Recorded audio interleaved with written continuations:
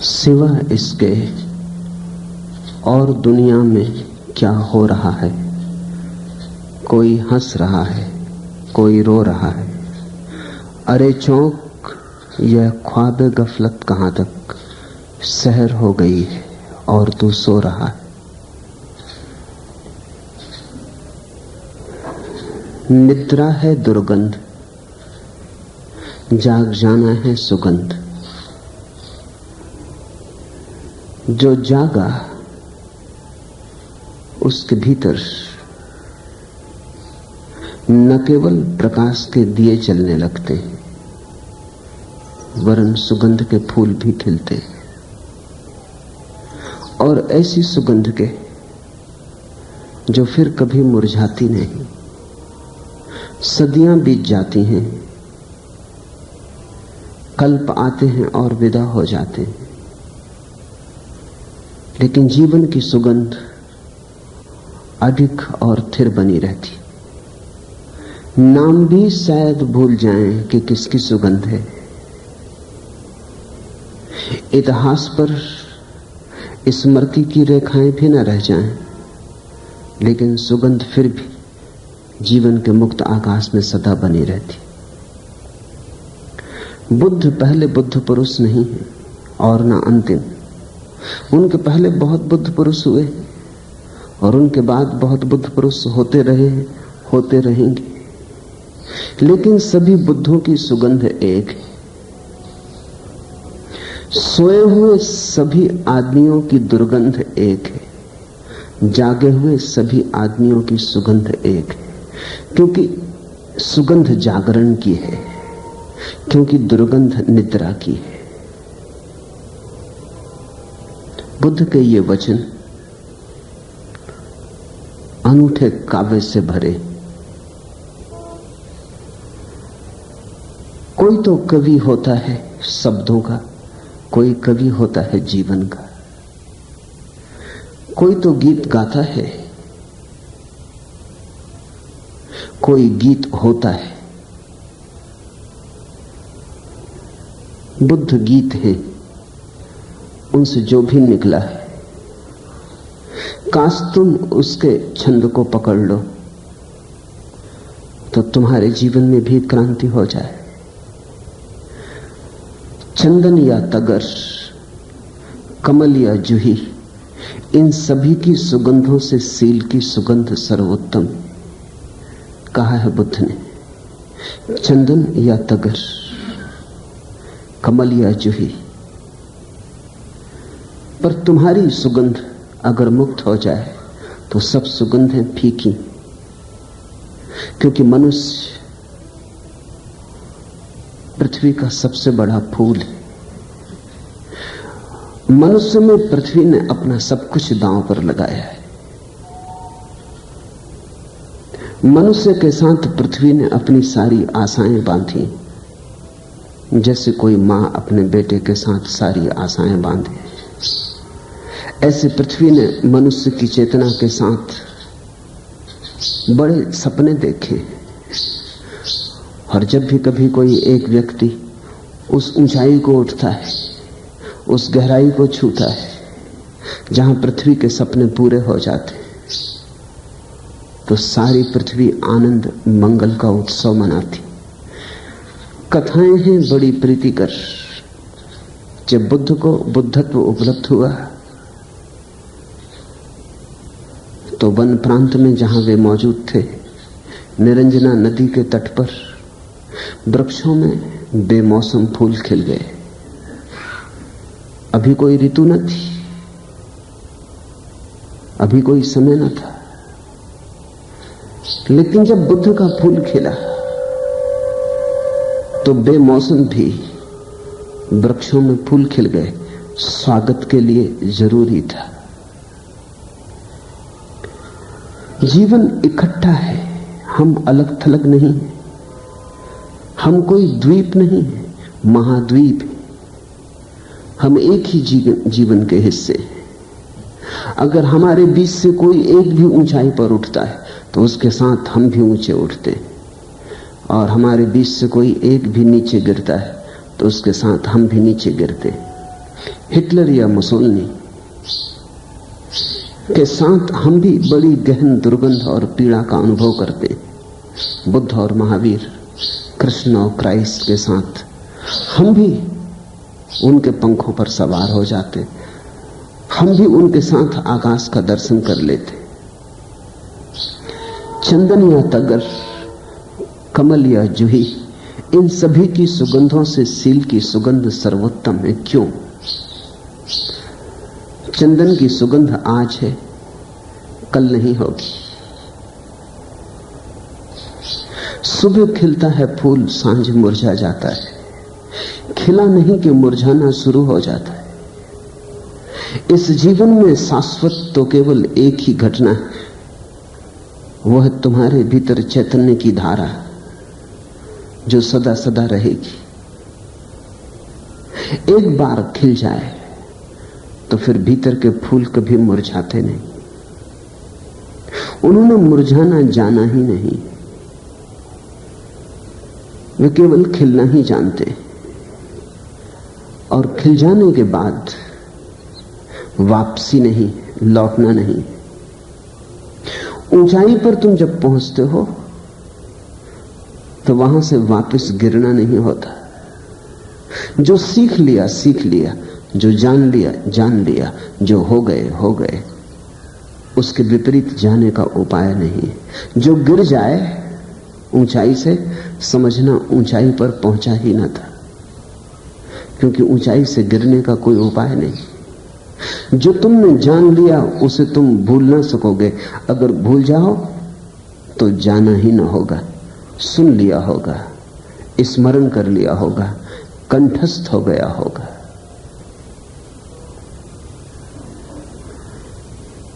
जीवन के साधारण फूल आज हैं, कल नहीं। चैतन्य का फूल सदा है। तो बहुत बाहर के फूलों में मत भर में रहना, भीतर के फूल पर शक्ति लगाना। कब तक हंसते और रोते रहोगे बाहर के फूलों के लिए? फूल खिलते हैं, हंस लेते हो, फूल मुरझा जाते हैं, राख हो जाते हैं, रो लेते हो। सिवाय इसके और दुनिया में क्या हो रहा है? कोई हंस रहा है, कोई रो रहा है। सारी दुनिया को तुम इन दो हिस्सों में बांट दे सकते हो। अरे चौंक, यह ख्वाबे गफलत कहां तक? अब ये सपना और कब तक खींचना है? काफी खींच लिया है। अरे चौंक, यह ख्वाबे गफलत कहां तक? सहर हो गई है और तू सो रहा है। सुबह हो गई है, सुबह सदा से ही रही है। ऐसा कभी हुआ ही नहीं कि सुबह ना रही हो। सुबह होना ही अस्तित्व का ढंग, अस्तित्व की शैली। वहां सांझ कभी होती नहीं। तुम सो रहे हो इसलिए रात मालूम होती। इसे थोड़ा समझ लो। रात है इसलिए सो रहे हो, ऐसा नहीं। सो रहे हो इसीलिए रात है। जो जागा उसने सदा पाया कि सहर थी, सुबह थी। जो सोया उसने समझा सदा की रात है। तुम्हारी आंख बंद है इसलिए अंधेरा है। अस्तित्व प्रकाशवान है, अस्तित्व प्रकाश है। हजार हजार सूरज उगे हैं, सब तरफ प्रकाश की बाढ़ है। प्रकाश की ही तरंगें तुमसे आके टकरा रही, लेकिन तुम आंख बंद किए हो। छोटी सी पलकें आंख पर पड़ी हो तो विराट सूरज ढक जाता है। जरा सी ककड़ी आंख में आ जाए तो सारा संसार अंधकार हो जाता है। बस छोटी सी ही ककड़ी आंख में पड़ गई है, छोटा सा ही धूल का कण आंख में पड़ गया है। उसे अहंकार कहो, अज्ञान कहो, निद्रा कहो, प्रमाद कहो, पाप कहो, जो मर्जी हो वो नाम दे दो, बात कुल इतनी है और छोटी है कि तुम्हारी आंख किसी कारण से बंद है। आंख खुली, सुबह हुई, अरे चौक, सहर हो गई है और तू सो रहा है, और ये सहर सदा से ही रही है, क्योंकि बुद्ध 2500 साल पहले जागे और पाया कि सहर हो गई। कृष्ण 5000 साल पहले जागे और पाया कि सहर हो गई। जब भी कोई जागा उसने पाया कि सुबह हो गई। जो सोए हैं वे अभी भी सोए, वे हजारों वर्ष और भी सोए रहेंगे। तुम्हारे सोने में ही रात है, रात के कारण तुम नहीं सो रहे हो, सो रहे हो इसीलिए रात है। सुबह के कारण तुम न जागोगे, क्योंकि सुबह तो सदा से है। तुम जागोगे तो पाओगे कि सुबह है। लोग पूछते हैं परमात्मा कहां है? पूछना चाहिए हमारे पास आंखें कहां हैं। लोग पूछते हैं परमात्मा को कहां खोजे? उन्हें पूछना चाहिए ये खोजने वाला कौन है? कौन खोजे परमात्मा को? लोग पूछते हैं हमें परमात्मा पर भरोसा नहीं आता, क्योंकि जो दिखाई नहीं पड़ता उसे हम कैसे माने। उन्हें पूछना चाहिए कि हमने अभी आंख खोली है या नहीं, क्योंकि बंद आंख कोई कैसे दिखाई पड़ेगा। परमात्मा द्वार पर ही खड़ा है, क्योंकि जो भी है वही है। अरे चौक, सहर हो गई है।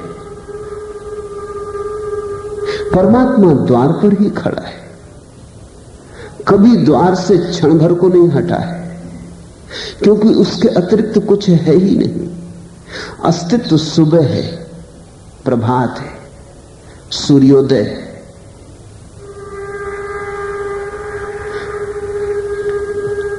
सवाल तुम्हारी आंख के खुल जाने का है, और तुम्हारी आंख जब खुलती है तो ऐसी ही घटना घटती जैसे फूल की पखुड़ियां खुल जाएं। तुम्हारी पलकें पखुड़ियां हैं, जैसे फूल की पखुड़ियां खुल जाएं और सुगंध मुक्त हो जाए। लेकिन छोटे छोटे फूल हैं, जूही के, तगर के, बेला के, गुलाब के, कमल के। उनकी सामर्थ्य बड़ी छोटी है, उनकी सीमा है। थोड़ी सी गंध को लेकर वे चलते हैं, उसे लुटा देते हैं, रिक्त हो जाते, फिर मिट्टी में गिर जाते। लेकिन तुम कुछ ऐसी गंध लेकर चले हो जिसकी कोई सीमा नहीं। तुम अपनी बूंद में सागर लेकर चले हो, तुम अपने इस छोटे से फूल में असीम को लेकर चले हो। उस असीम को ही हम आत्मा कहे, उस असीम को ही हमने परमात्मा कहा है। तुम दिखाई पड़ते हो छोटे, तुम छोटे नहीं हो। मैंने तो बहुत खोजा, छोटा मुझे कोई मिला नहीं। मैंने तो बहुत जांच पड़ताल की, सभी सीमाओं में असीम को छिपे पाया। हर बूंद में सागर ने बसेरा किया है। जिस दिन तुम खिलोगे उस दिन तुम पाओगे तुम नहीं खिले, परमात्मा खिला है। इसलिए तो बुद्ध कहते हैं चंदन या तगर, कमल या जूही, इन सभी की सुगंधों से सील की सुगंध सर्वोत्तम। सील की सुगंध का अर्थ है जागे हुए आदमी के जीवन की सुगंध, आंख खुले आदमी के जीवन की सुगंध, प्रबुद्ध हुई चेतना के जीवन की सुगंध।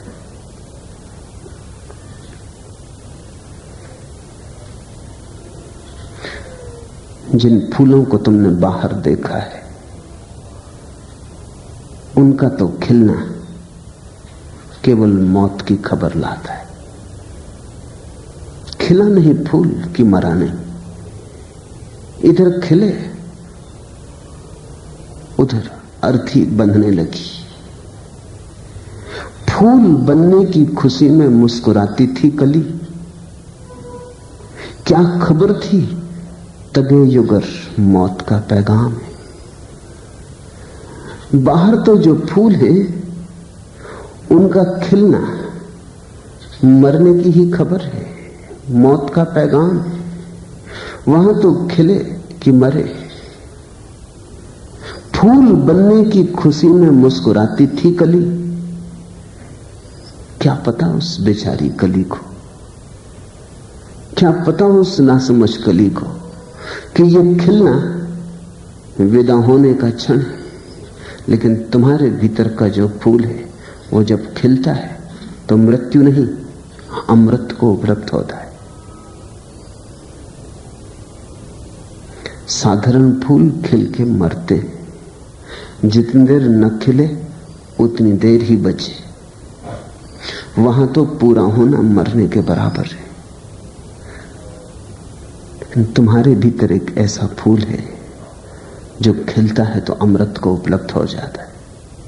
लेकिन ध्यान रखना, जब मैं कहता हूं तुम्हारे भीतर एक ऐसा फूल है तो तुम ये मत समझ लेना कि मैं कह रहा हूं तुम्हारे भीतर तुम नहीं।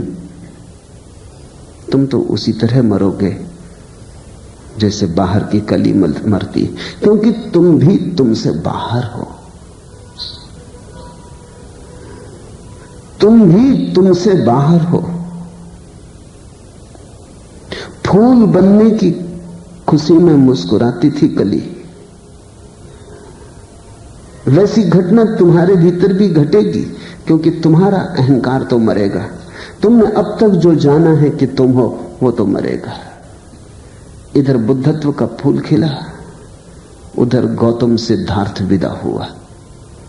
इधर महावीर का फूल खिला, वहां वर्धमान की अर्थी बंधी। एक बहुत मजेदार घटना घटी। एक जैन मुनि चित्रभानु, संयोग से एक बार मुझे उनके साथ बोलने का मौका मिला। वे बड़े प्रसिद्ध जैन मुनि थे।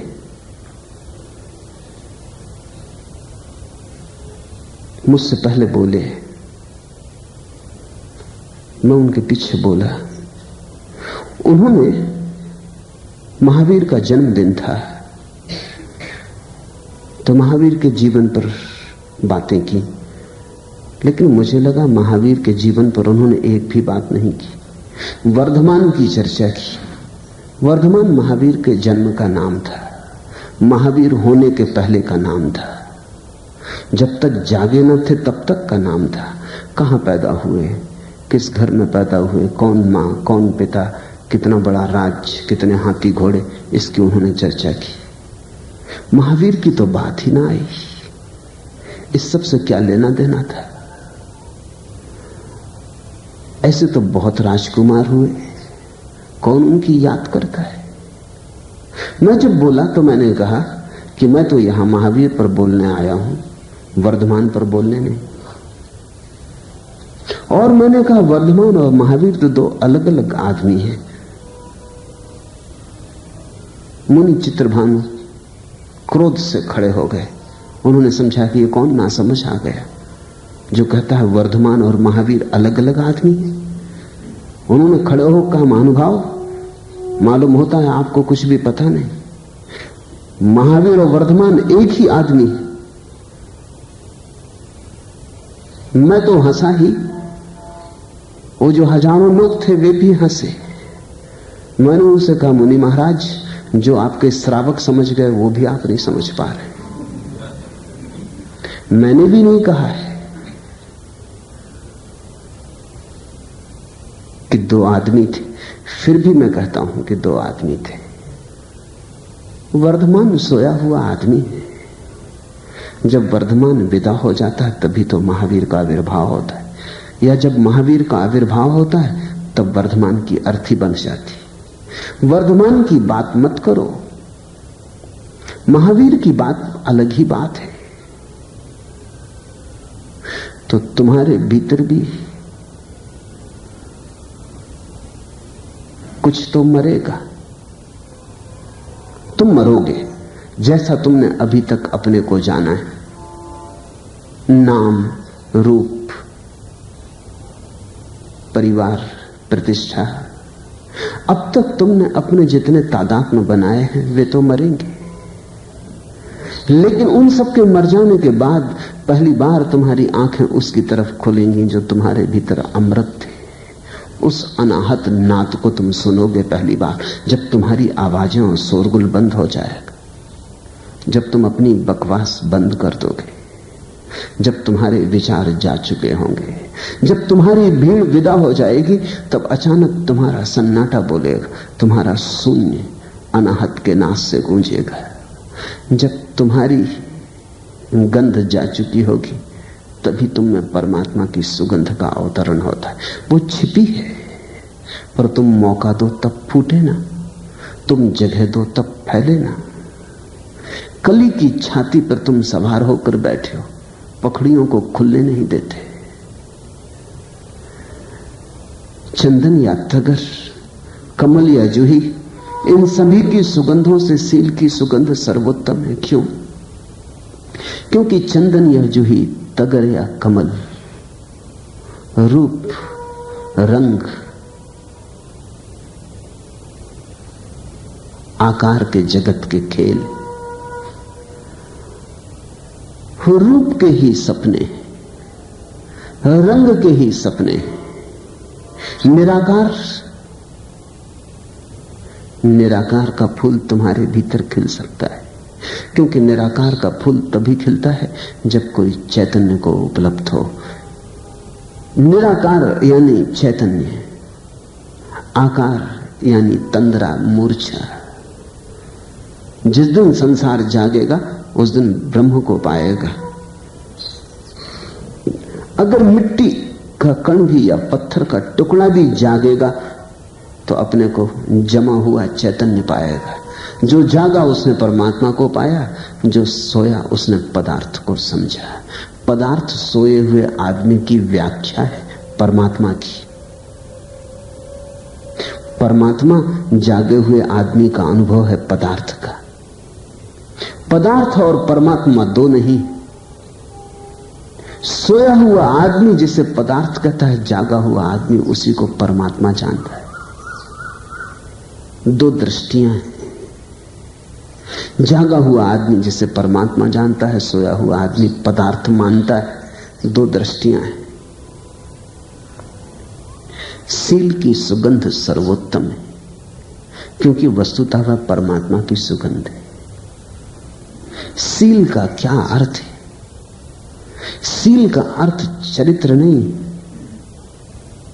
इस भेद को समझ लेना जरूरी है, तो ही बुद्ध की व्याख्या में तुम उतर सकोगे।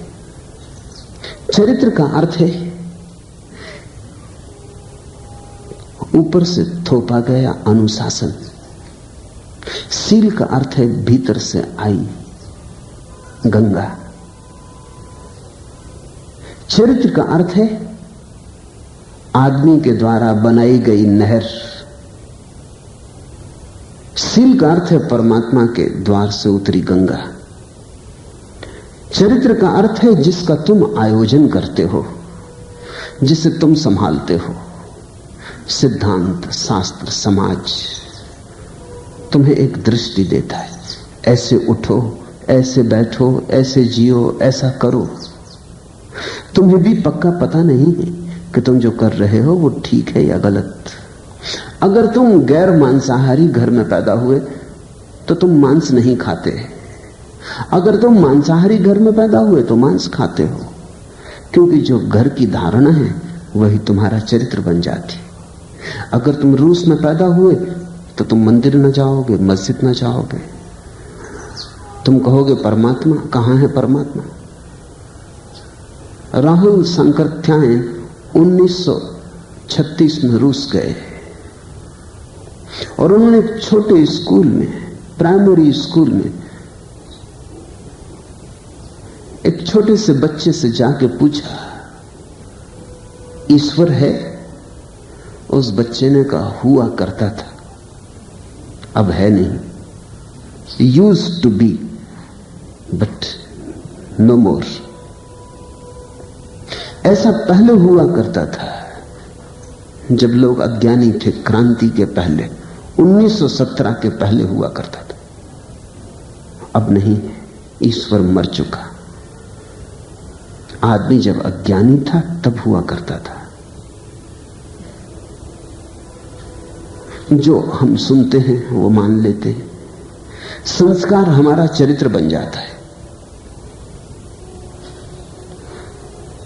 पश्चिम में शराब पीना कोई दुष्चरित्रता नहीं है।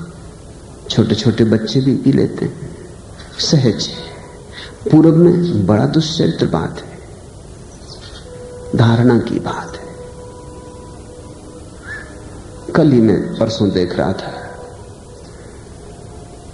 जयप्रकाश नारायण के स्वास्थ्य की बुलेटिन रोज निकलती है, वो मैं देख रहा था कि उन्होंने 2 अंडे खाए। अब कोई सोच भी नहीं सकता किस भांति के सर्वोदयी, अहिंसा, सर्वोदय, गांधी के मानने वाले अंडे। लेकिन बिहार में चलता है, बिहारी है, कोई अड़चन की बात नहीं। कोई जैन सोच भी नहीं सकता कि अहिंसक और अंडे खा सकता है। लेकिन जयप्रकाश को ख्याल ही नहीं आया होगा। गांधी और विनोबा के साथ जिंदगी बिताई, लेकिन अंडे नहीं खाना ये ख्याल नहीं आया। एक क्वेकर कई वर्ष पहले मेरे पास मेहमान हुआ, तो मैंने उससे सुबह ही पूछा कि चाय लेंगे, दूध लेंगे, कॉफी लेंगे, क्या लेंगे? वो एकदम चौंक गया, जैसे मैंने कोई बड़ी खतरनाक बात कही। उसने कहा, क्या आप चाय, दूध, कॉफी पीते? जिससे मैंने कोई खून पीने का निमंत्रण दिया। मैंने पूछा, तुम कोई गलती बात हुई? उसने कहा, मैं शाकाहारी हूं, दूध मैं नहीं पी सकता। क्योंकि क्वेकर मानते हैं दूध खून है। उनकी मानने में भी बात तो है। क्वेकर अंडा खाते लेकिन दूध नहीं पीते, क्योंकि दूध तो रक्त से ही बनता है। शरीर में सफेद और लाल कण होते हैं खून में।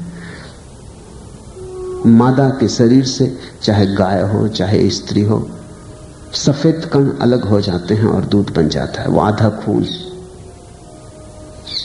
तो उसने इस तरह नाक भौं से कोड़ी, कहा कि दूध, आप भी क्या बात कर रहे हैं? अंडा वो खा लेते हैं, क्योंकि अंडा वो कहते हैं कि जब तक अभी जीवन प्रकट नहीं हुआ तब तक कोई पाप नहीं है। ऐसे तो जीवन सभी जगह छिपा है, इसलिए प्रकट और अप्रकट का ही भेद करना उचित है उनके हिसाब से। ऐसे तो जीवन सभी जगह छिपा है।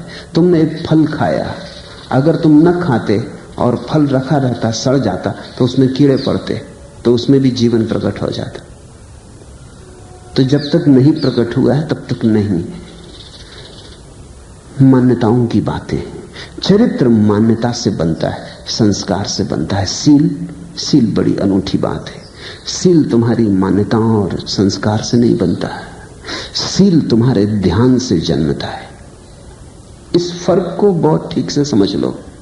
मान्यता, संस्कार, समाज, संस्कृति, नीति की धारणाएं विचार है। जो विचार तुम्हें दिए गए हैं वो तुम्हारे भीतर पकड़ गए हैं।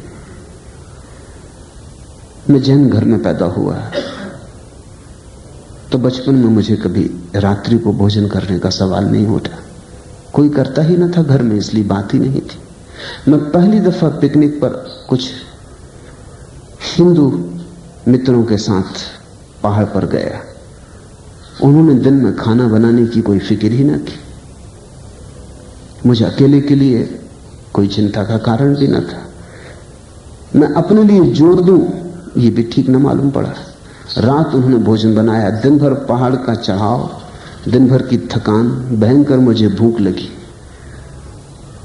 और रात उन्होंने खाना बनाया। उनकी खाने की गंध वो मुझे आज भी याद है।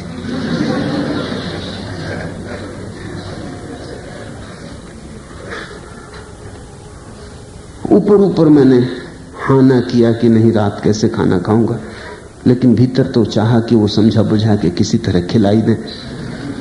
उन्होंने समझा बुझा के खिला भी दिया, लेकिन मुझे तत्क्षण वमन हो गया, उल्टी हो गई। उस दिन तो मैंने यही समझा कि रात का खाना इतना पापपूर्ण है इसलिए उल्टी हो गई, लेकिन उनको तो किसी को भी ना हुई। संस्कार की बात थी। कोई रात के खाने से संबंध न था, कभी खाया न था, और रात खाना पाप है, वो धारणा। तो किसी तरह खा तो लिया, लेकिन वो सब शरीर ने फेंक दिया, मन ने बाहर फेंक दिया। सील से इन घटनाओं का कोई संबंध नहीं है, मन की धारणाओं से संबंध है।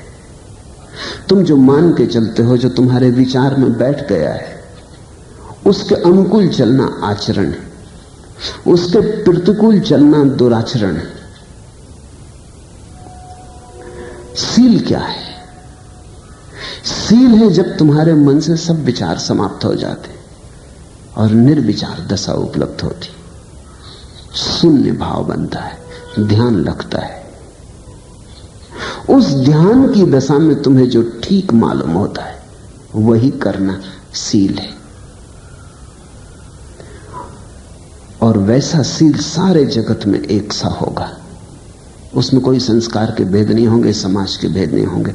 चरित्र हिंदू का अलग होगा, मुसलमान का अलग होगा, ईसाई का अलग होगा, जैन का अलग होगा, सिख का अलग होगा। सील सभी का एक होगा। सील वहां से आता है जहां ना हिंदू जाता, ना मुसलमान जाता, ना ईसाई जाता। तुम्हारी गहनतम गहराई से, अछूती कुंवारी गहराई से, जहां किसी ने कभी कोई स्पर्श नहीं किया है, जहां तुम अभी भी परमात्मा हो, वहां से सील आता है।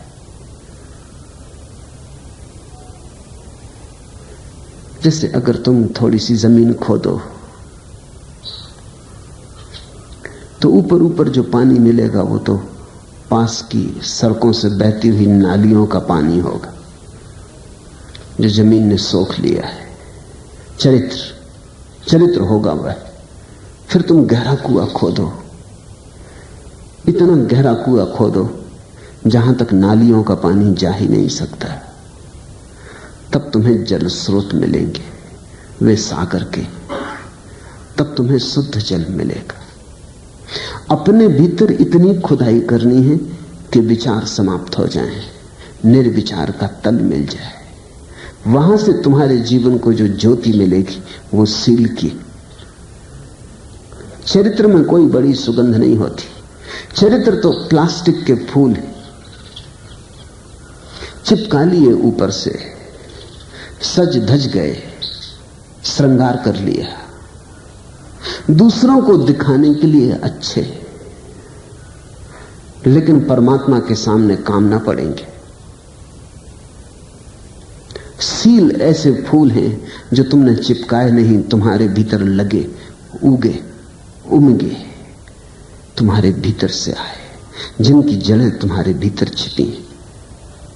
उन्हीं फूलों को तुम परमात्मा के सामने ले जाने में समर्थ हो सकोगे। जो समाज ने दिया है वो मौत छीन लेगी, क्योंकि जो समाज ने दिया है वो जन्म के बाद दिया है, उसे तुम मौत के आगे न ले जा सकोगे। जन्म और मौत के बीच ही उसकी संभावना है। लेकिन अगर सील का जन्म हो जाए तो उसका अर्थ है तुमने वहां पाया अब जो जन्म के पहले था, जब तुम पैदा भी ना हुए थे, उस शुद्ध चैतन्य से आ रहा है। अब तुम मृत्यु के आगे भी ले जा सकोगे। जो जन्म के पहले है वो मृत्यु के बाद भी साथ जाएगा। सील को उपलब्ध कर लेना इस जगत की सबसे बड़ी क्रांति है।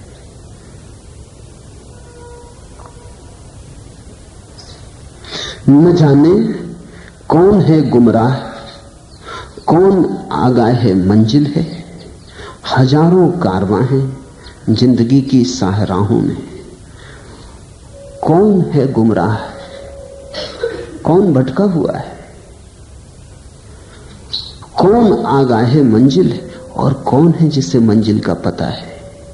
हजारों यात्री दल हैं जिंदगी के राजपथ पर, तुम कैसे पहचानोगे?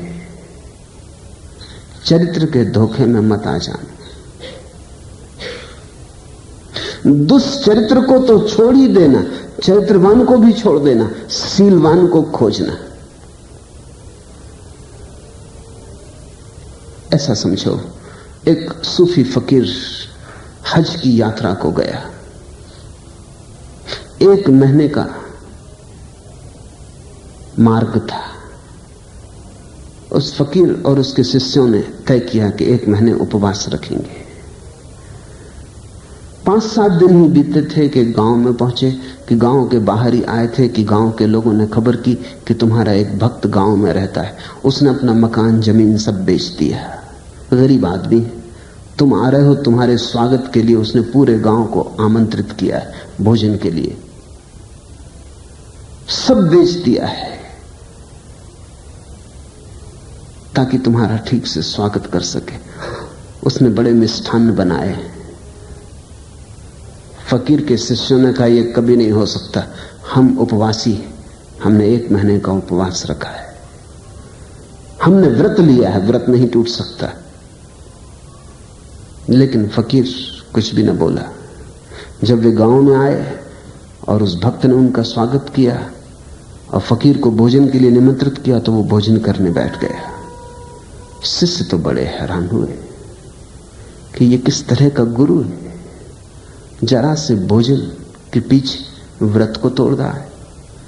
भूल गया कसम, भूल गया प्रतिज्ञा कि 1 महीने उपवास करेंगे, ये क्या मामला है। लेकिन जब गुरु ने ही इंकार नहीं किया तो शिष्य भी इंकार न कर सके, करना चाहते थे। समारोह पूरा हुआ। रात जब विश्राम को गए तो शिष्यों ने गुरु को घेर लिया और कहा कि ये क्या है, क्या आप भूल गए या आप पतित हो गए। उस गुरु ने कहा पागलो, प्रेम से बड़ी कहीं कोई तीर्थ यात्रा है।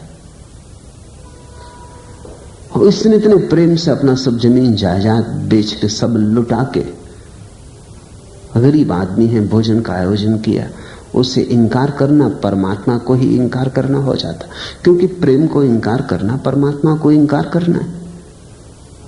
रही उपवास की बात तो क्या फिक्र है, 7 दिन आगे कर लेंगे। 1 महीने का उपवास करना है ना, 1 महीने का उपवास कर लेंगे। और अगर कोई दंड तुम सोचते हो तो दंड भी जोड़ लो, 1 महीने 10 दिन का कर लेंगे, जल्दी क्या है। और मैं तुमसे कहता हूं कि तुम्हारी ये अकड़ कि हमने व्रत लिया है और हम भोजन न कर सकेंगे, अहंकार की अकड़ है, ये प्रेम की और धर्म की विनम्रता नहीं। यहां फर्क तुम्हें समझ में आ सकता है। शिष्यों का तो केवल चरित्र है, गुरु का सील है। सील अपना मालिक है, वो होश से पैदा होता है।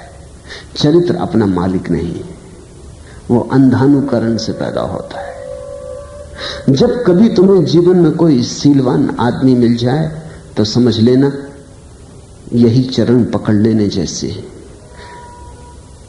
चरित्रवान के धोखे में मत आ जाना, क्योंकि चरित्रवान तो सिर्फ ऊपर ऊपर है, भीतर बिल्कुल विपरीत चल रहा है। फर्क कैसे करोगे? चरित्रवान को तुम हमेशा अकड़ा हुआ पाओगे, क्योंकि इतना कर रहा हूं तो अहंकार मजबूत होता है। चरित्रवान को तुम हमेशा तना हुआ पाओगे, तनाव से भरा पाओगे, क्योंकि कर रहा है, फल की अपेक्षा कर रहा है। सीलवान को तुम हमेशा विश्राम में पाओगे। सीलवान इसलिए नहीं कर रहा है कि आगे कुछ मिलने को है, सीलवान इसलिए कर रहा है कि करने में आनंद है। सीलवान को तुम प्रफुल्लित पाओगे। सीलवान अपनी तपश्चर्या की चर्चा न करेगा, अपने उत्सव के गीत गाएगा। सीलवान तुम्हें आनंदित मालूम पड़ेगा, चरित्रवान तुम्हें बड़ा तना हुआ कष्ट झेलता हुआ मालूम पड़ेगा। बारीक है फासले, लेकिन अगर तुमने नजर खोल कर रखी तो तुम्हें कठिनाई ना होगी। चरित्रवान के पास तुम्हें दंभ की दुर्गंध मिलेगी, सीलवान के पास तुम्हें सरलता की सुगंध मिलेगी। सीलवान को तुम ऐसा पाओगे जैसा छोटा बालक, चरित्रवान को तुम बड़ा हिसाबी किताबी पाओगे। वो एक एक बात का हिसाब रखेगा। गणित में पक्का पाओगे, प्रेम में नहीं। और जहां गणित बहुत पक्का हो जाता है वहां परमात्मा से दूरी बहुत हो जाती। तुम चरित्रवान को तर्कयुक्त पाओगे, वो जो भी करेगा तर्क से ठीक है इसलिए करेगा। शीलवान को तुम तर्कयुक्त ना पाओगे, सहज स्फूर्त पाओगे। वो जो भी करेगा वो उसकी सहज स्फुरना है, ऐसा हुआ। शीलवान को तुम परमात्मा के हाथ में अपने को सौंपा हुआ पाओगे, चरित्रवान को तुम अपने ही हाथ में नियंत्रित पाओगे। चरित्रवान में नियंत्रण होगा, अनुशासन होगा, शीलवान में स्वातंत्र होगा, मुक्ति होगी और सुगंध और दुर्गंध का फर्क होगा। दुष्चरित्र तो होना ही नहीं, चरित्रवान भी मत होना। अगर होना ही है तो शीलवान होना। चरित्र है ऊपर से थोपा गया आरोपण, शील है भीतर से आई हुई जीवन धारा, भीतर से आया हुआ बोध। चंदन या तगर, कमल या जूही, इन सभी की सुगंधों से शील की सुगंध सर्वोत्तम है। शील छोटे बच्चे जैसा है। छोटे बच्चों को फिर से गौर से देखना, बहुत कम लोग उन्हें गौर से देखते हैं। छोटे बच्चों को ठीक से पहचानना, क्योंकि वही संतों की भी पहचान बनेगी। तुमने कभी कोई छोटा बच्चा देखा जो कुरूप हो? सभी छोटे बच्चे सुंदर होते हैं। सभी छोटे बच्चों में जीवन का आह्लाद होता है, एक सरलता होती, गणित शून्य, हिसाब से मुक्त एक प्रवाह होता है।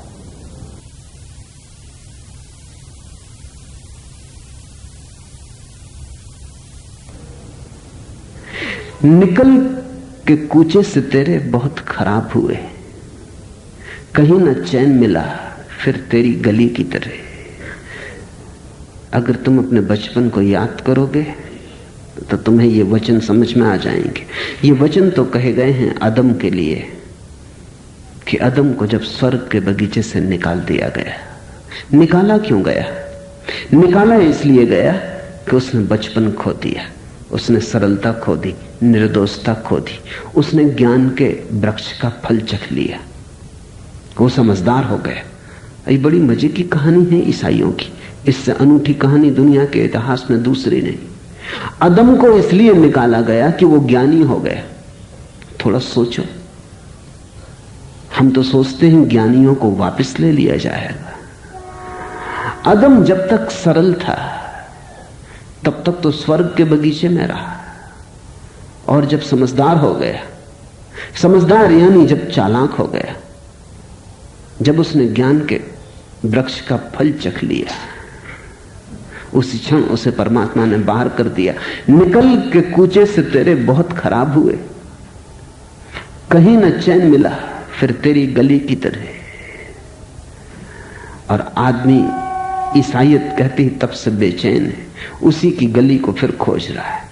लेकिन यह खोज तभी पूरी हो सकती है जब ज्ञान को तुम वमन कर दो, जब तुम अपने पांडित्य को फेंक दो कूड़े करकट के ढेर पर, जब तुम फिर से सरल हो जाओ, जब तुम फिर बालक की भांति हो जाओ। संतत्व में पुनः बच्चे का सील आ जाता है, बच्चे की सुगंध आ जाती। चंदन या तगर, कमल या जूही, इन सभी की सुगंधों से सील की सुगंध सर्वोत्तम है। ये सील की सुगंध तुम्हारे मस्तिष्क का हिसाब किताब नहीं, तुम्हारे हृदय में जला हुआ दिया है, तुम्हारे हृदय में जली ज्योत है। दिल से मिलती तो है एक राह कहीं से आकर, दिल से मिलती तो है एक राह कहीं से आकर। सोचता हूं ये तेरी रह गुजर है कि नहीं। मत सोचो, दिल से जो राह मिलती है वही परमात्मा की राह है। सोचा तो भटकोगे, उस राह पे थोड़ा चल के देखो, उस राह पे चलते ही तुम्हें लगेगा मंदिर के शिखर दिखाई पड़ने लगे, मंदिर का घंटियों का स्वर सुनाई पड़ने लगा, मंदिर में जलती धूप की सुगंध तुम्हारे नासापुटों को भरने लगी। दिल से मिलती तो है एक राह कहीं से आकर, अज्ञात की राह है, तुम्हारे सिर से नहीं मिलती, तुम्हारे दिल से मिलती है। सोचता हूं कि ये तेरी रह गुजर है कि नहीं। सोचो मत, जिसने सोचा उसने गंवाया, क्योंकि जब तुम सोचने लगते हो तब तुम मस्तिष्क में आ जाते हो। प्रेम करो, भाव से भरो, रो लेना भी बेहतर है सोचने से, नाच लेना बेहतर है सोच लेने से, आंसू टपका लेना बेहतर है सोचने से। जो भी हृदय से उठे वो बेहतर है, वो श्रेष्ठ है। और जैसे जैसे तुम्हारा थोड़ा संबंध बनेगा, तुम निश्चित ही जान लोगे कि उसी राह से परमात्मा आता है, ज्ञान की राह से नहीं, निर्दोष भाव की राह से आता है। तगर और चंदन की जो ये गंध फैलती है वह अल्प मात्र है, और यह जो सीलवंतों की सुगंध है वह उत्तम गंध देवलोकों में भी फैल जाती है, देवताओं में भी फैल जाती है।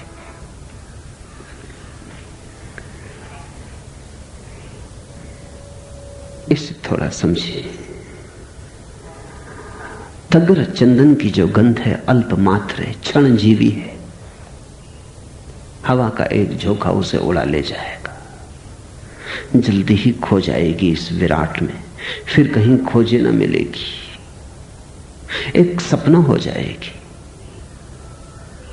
एक अफवाह मालूम पड़ेगी, पता नहीं थी भी या नहीं थी। लेकिन सीलवंतों की जो सुगंध है वह उत्तम गंध देवताओं में भी फैल जाती है।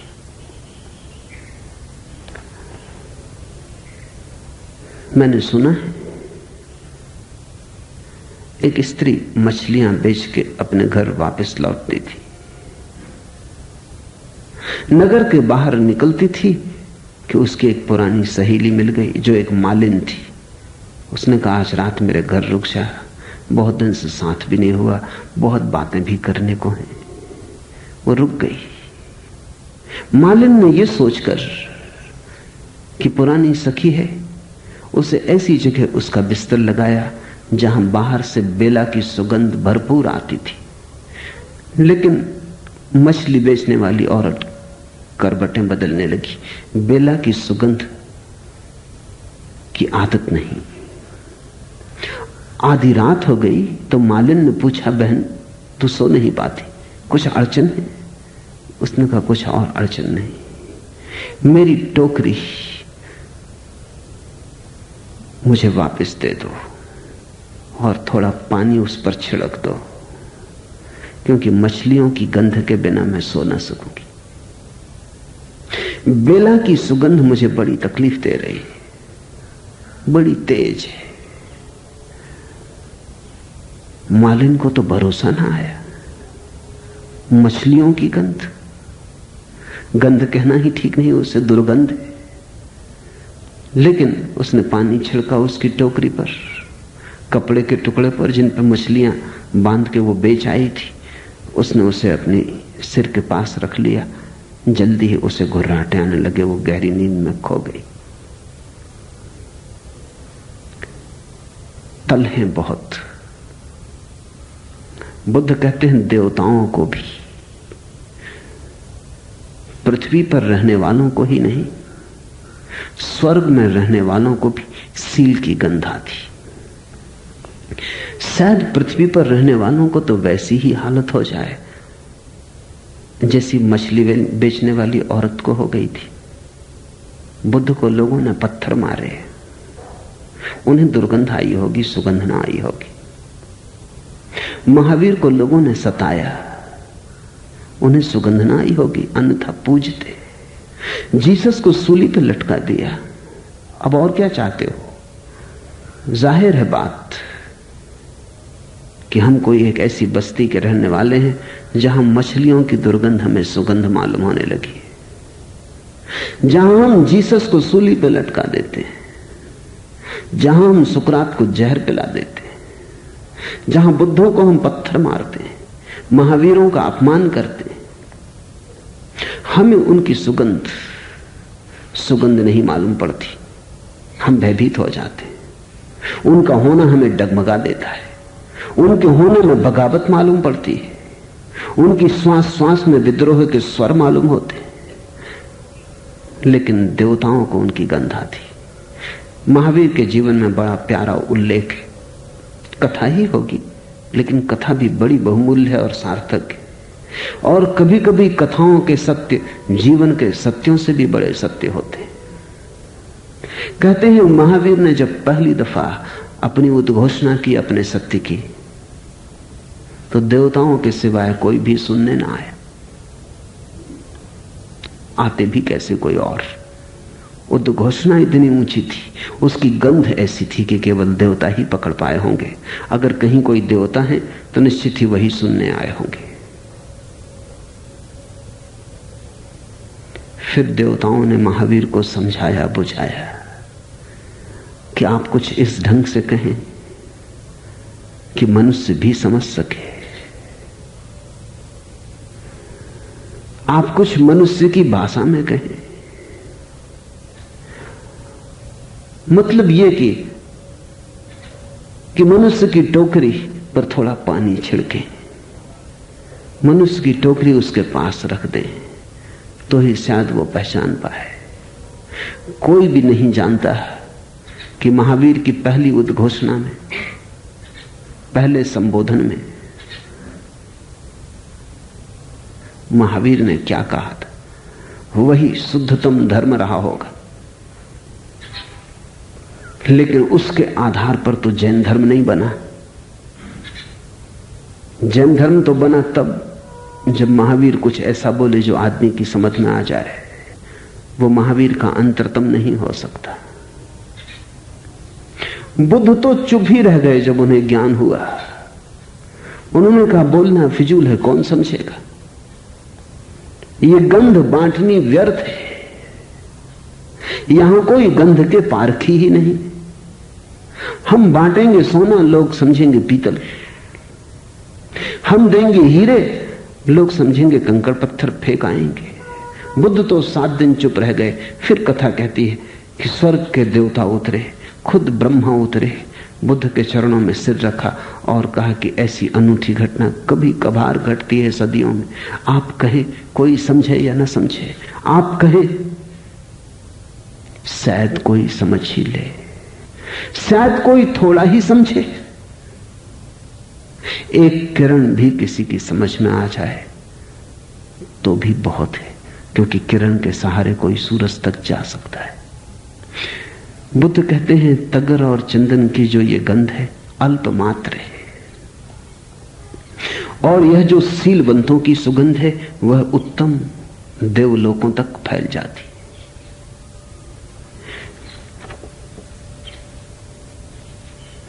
इस सुगंध को शब्द देने कठिन है। यह सुगंध कोई पार्थिव घटना नहीं है। तुम इसे तौल ना सकोगे, ना ही तुम इसे गठरियों में बांध सकोगे, ना ही तुम इसे शास्त्रों में समा सकोगे, ना ही तुम इसके सिद्धांत बना सकोगे। यह सुगंध अपार्थिव है। ये तो केवल उन्हीं को मिलती है जो बुद्धों की आंखों में झांकने में समर्थ हो जाते। ये तो केवल उन्हीं को मिलती है जो बुद्धों के हृदयों में डूबने में समर्थ हो जाते। ये तो केवल उन्हीं को मिलती है जो मिटने को राजी, जो खोने को राजी। इस सुगंध को पाना बड़ा सौदा है, केवल जुआरी ही इसको पा पाते।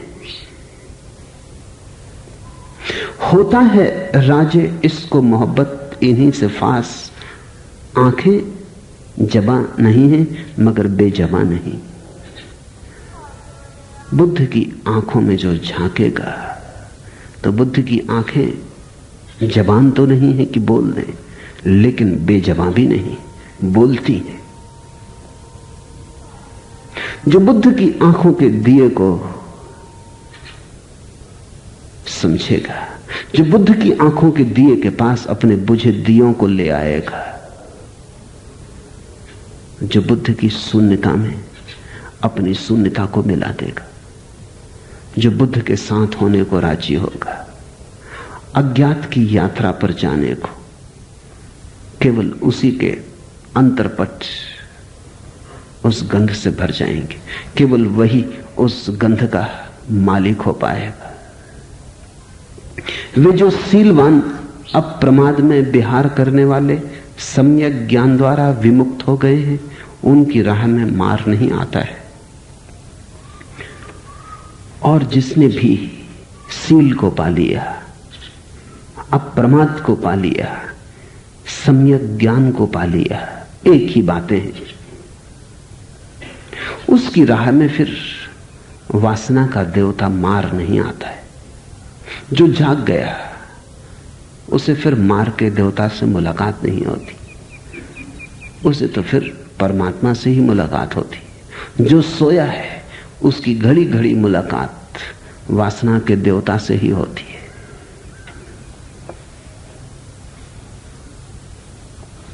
जैसे महापथ के किनारे फेंके गए कूड़े के ढेर पर कोई सुगंध युक्त सुंदर कमल खिले, वैसे ही कूड़े के समान अंधे सामान्य जनों के बीच सम्यक संबुद्ध का श्रावक अपनी प्रज्ञा से शोभित होता है।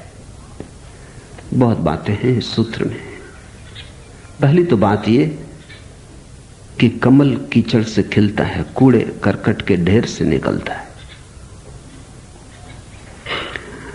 कमल कीचड़ में छिपा है।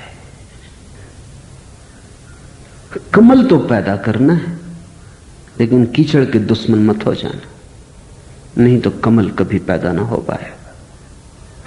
समझो, जिसे तुमने क्रोध कहा है वही है कीचड़, और जिसे तुमने करुणा जाना है वही है कमल, और जिसे तुमने काम वासना कहा है वही कीचड़, और जिसको तुमने ब्रह्मचर्य जाना है वही है कमल। काम की कीचड़ से ही राम का कमल खिलता है, क्रोध की कीचड़ से ही करुणा के फूल खिलते हैं। जीवन एक कला है, और जीवन उन्हीं का है जो उस कला को सीख लें। भगोड़ों के लिए नहीं है जीवन, और ना समझों के लिए। तुम कहीं भूल में मत पड़ जाना। तुम्हारे तथाकथित साधु सन्यासी तुम्हें जो समझाते हैं जल्दी मत मान लेना, क्योंकि वे कहते हैं कि हटाओ क्रोध को, वे कहते हैं हटाओ काम को। मैं तुमसे कहता हूं बदलो, हटाओ मत, रूपांतरित करो, ट्रांसफॉर्म करो। क्रोध ऊर्जा है, उसे काट दोगे तो करुणा पैदा ना होगी, तुम सिर्फ शक्तिहीन नपुंसक हो जाओगे। काम ऊर्जा है, उसे अगर काट दोगे तो तुम निर्वीर्य हो जाओगे। बदलो, रूपांतरित करो, उसमें महाधन छिपा है। तुम कहीं फेंक मत देना, कीचड़ समझ के फेंक मत देना, कमल भी छिपा है। हालांकि कीचड़ को ही कमल मत समझ लेना। दुनिया में दो तरह के लोग हैं, बड़ी खतरनाक दुनिया है। एक तो वे लोग हैं जो कहते हैं कीचड़ को हटाओ, क्योंकि कहां कीचड़ को ढो रहे हो। काटो काम वासना को, तोड़ो क्रोध को, जला दो इंद्रियों को। एक तो ये लोग हैं, इन्होंने काफी हानि की संसार की। इन मनुष्य को गरिमा से शून्य कर दिया, इन्होंने मनुष्य का सारा गौरव नष्ट कर दिया, दीनहीन कर दिया मनुष्य को, क्योंकि उसी कीचड़ में छिपे थे कमल।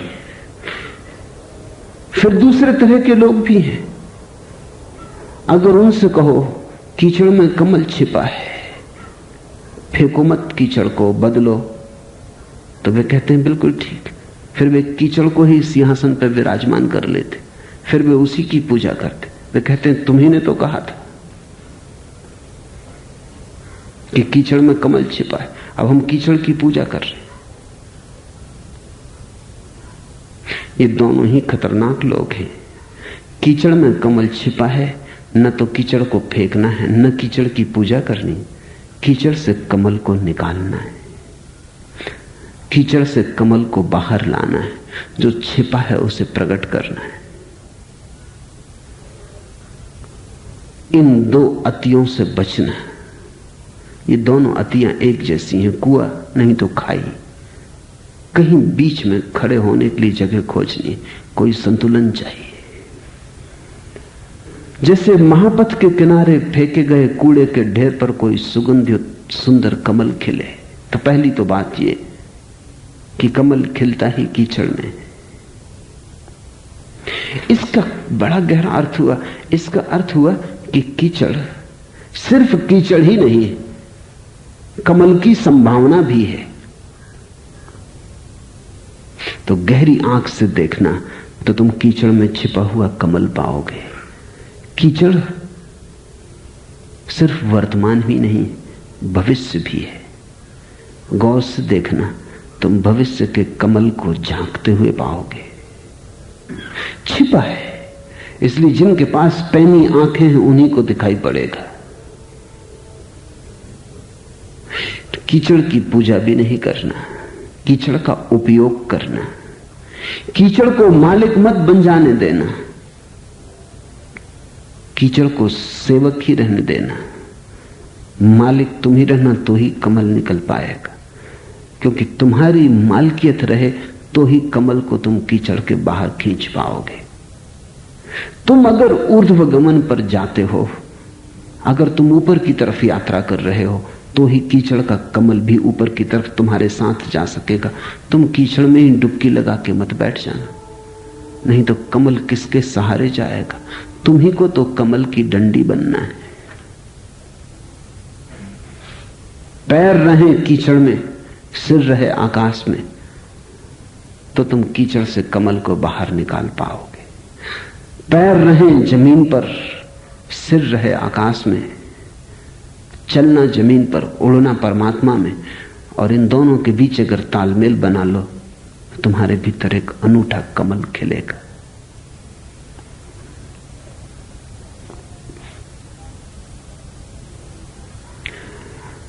जैसे महापथ के किनारे फेंके गए कूड़े के ढेर पर कोई सुगंधित सुंदर कमल खिले, वैसे ही कूड़े के समान अंधे सामान्य जनों के बीच सम्यक संबुद्ध का श्रावक अपनी प्रज्ञा से शोभित होता है। बुद्ध का शिष्य, बुद्ध अपने शिष्य को श्रावक कहते हैं। श्रावक का अर्थ है जिसने बुद्ध को सुना, श्रवण किया। बुद्ध को तो बहुत लोगों ने सुना, सभी श्रावक नहीं। कान से ही जिन्होंने सुना वे श्रावक नहीं, जिन्होंने प्राण से सुना वे श्रावक है। जिन्होंने ऐसे सुना कि सुनने में ही क्रांति घटित हो गई, जिन्होंने ऐसे सुना कि बुद्ध का सत्य उनका सत्य हो गया, श्रद्धा के कारण नहीं, सुनने की तीव्रता और गहनता के कारण। श्रद्धा के कारण नहीं, मान लिया ऐसा नहीं, पर सुना इतने प्राणपण से, सुना इतनी परिपूर्णता से, सुना अपने को पूरा खोलकर कि बुद्ध के शब्द केवल शब्द ही न रहे, निशब्द भी उनमें चला आया। बुद्ध के शब्द ही भीतर न आए, उन शब्दों में लिपटी बुद्धत्व की गंध भी भीतर आ गई।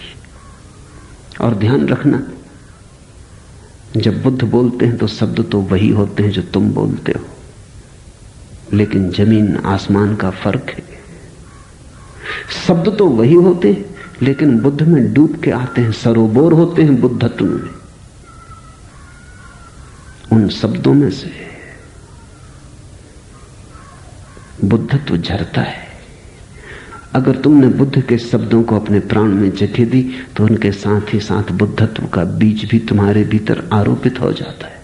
बुद्ध ने उनको श्रावक कहा है जिन्होंने ऐसे सुना, और बुद्ध कहते हैं सम्यक संबद्धों का श्रावक सामान्य जनों के कोड़े करकट की भीड़ में कमल की तरह खिल जाता है, अलग हो जाता है, रहता संसार में फिर भी पार हो जाता है। कमल होता कीचड़ में है, फिर भी दूर हो जाता है। उठता जाता है, दूर भिन्न हो जाता है। कमल और कीचड़ कितना फासला है, फिर भी कमल कीचड़ से ही आता है। तुम्हारे बीच ही अगर किसी ने बुद्धत्व को अपने प्राणों में आरोपित कर लिया, बुद्ध के बीज को अपने भीतर जाने दिया, अपने हृदय में जगह दी, सींचा, पाला, पोसा, सुरक्षा की, तो तुम्हारे ठीक बीच बाजार के घोड़े पर, ढेर पर उसका कमल खिलाएगा।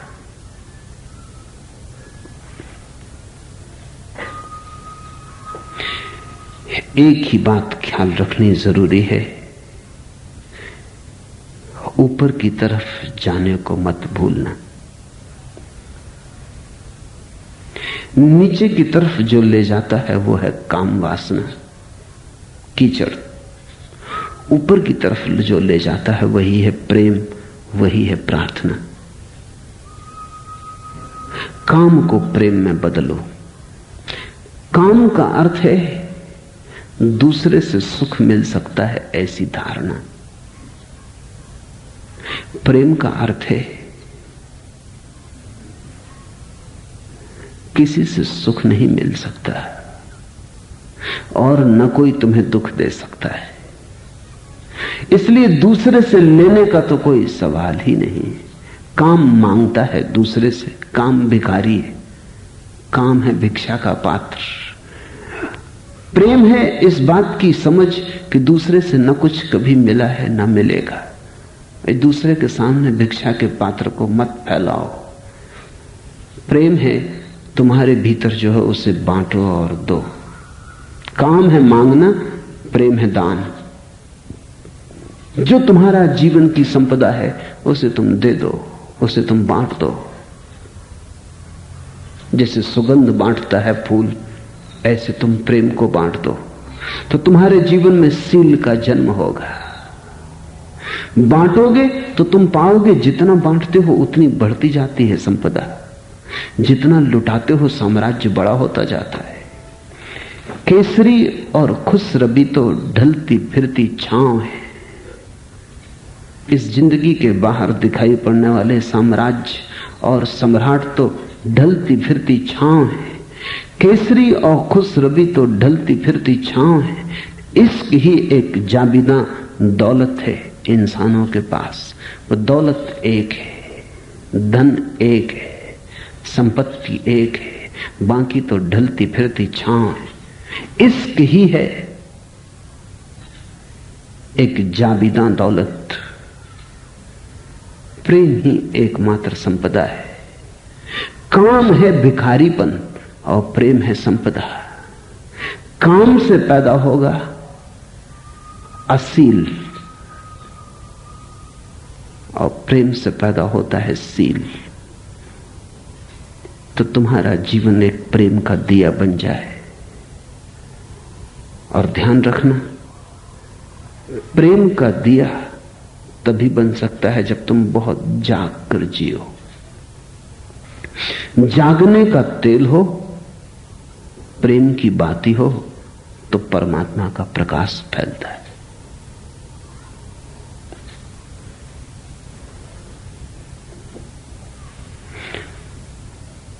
और तब जहां अंधेरा पाया था वहां रोशनी हो जाती, जहां कांटे पाए थे वहां फूल हो जाते, जहां संसार देखा था वहां निर्वाण हो जाता, जहां पदार्थ के सिवाय कभी कुछ ना मिला था वहीं परमात्मा का हृदय धड़कता हुआ मिलने लगता है।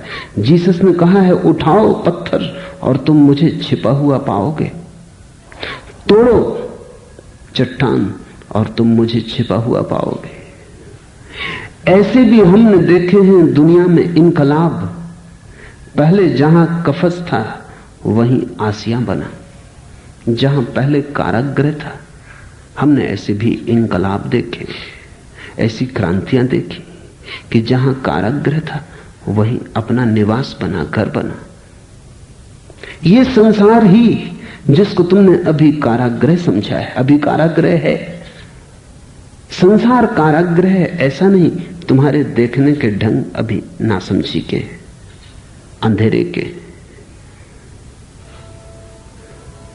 ऐसे भी हमने देखे हैं दुनिया में इनकलाब। पहले जहां कफस था वहीं आसियां बना। बुद्ध, महावीर, कृष्ण ऐसे ही इनकलाब है। जहां तुमने सिर्फ कारागृह पाया और जंजीरें पाई, वहीं उन्होंने अपना घर भी बना लिया। जहां तुमने सिर्फ कीचड़ पाई, वहीं उनके कमल खिले। और जहां तुम्हें अंधकार के सिवाय कभी कुछ न मिला, वहां उन्होंने हजार हजार सूरज जला लिए।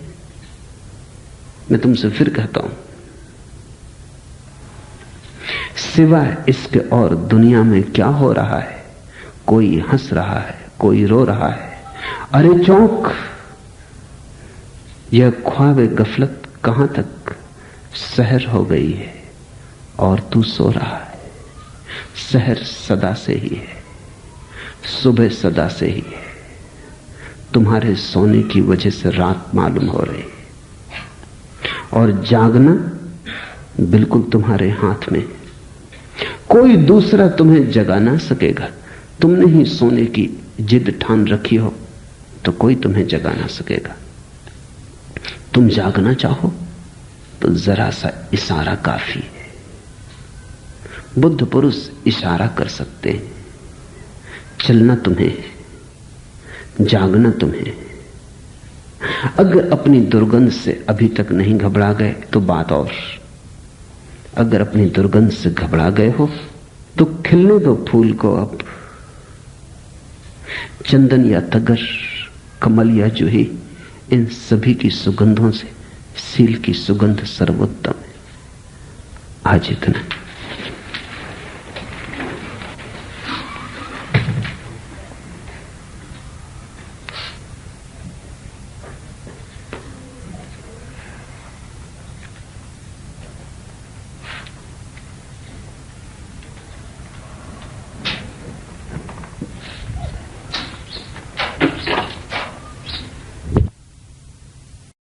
For more information you can contact us knowledgeme.com. अधिक जानकारी के लिए आप हमें संपर्क कर सकते हैं knowledgeme.com पर। आभार।